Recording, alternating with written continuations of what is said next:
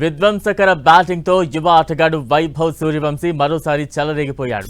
శ్రీలంక బౌలర్లపై చెలరేగాడు.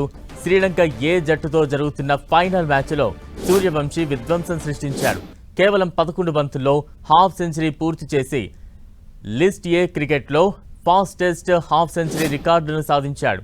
లంక bowler Siraj వేసిన 3వ ఓవర్లో 3 సిక్స్లు 2 ఫోర్లతో ఏకంగా 26 పరుగులు చేశాడు. కేవలం 29 బంతుల్లో 324 స్ట్రైక్ రేట్తో 94 పరుగులు సాధించాడు వైభవ్ సూర్యవంశీ.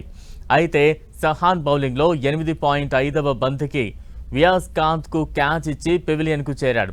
శతకం ముందు అవుట్ అయ్యాడని ఫ్యాన్స్ బాధపడ్డ శ్రీలంకను ఆదిలోనే బలమైన దెబ్బ కొట్టాడు. అతడి ఇన్నింగ్స్లో 10 ఫోర్లు 8 సిక్సర్లు ఉన్నాయంటే విధ్వంసాన్ని అర్థం చేసుకోవచ్చు. మరోవైపు ప్రియాంష్ 39 పరుగులు చేసి దిల్జ్ బౌలింగ్లో వియాస్ కాంత్కు క్యాచ్ ఇచ్చి పెవిలియన్కు చేరుకున్నాడు.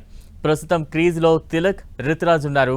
భారత్ 10 ఓవర్లు ముగిసేసరికి 2 వికెట్ల నష్టానికి 140 పరుగులు చేసింది.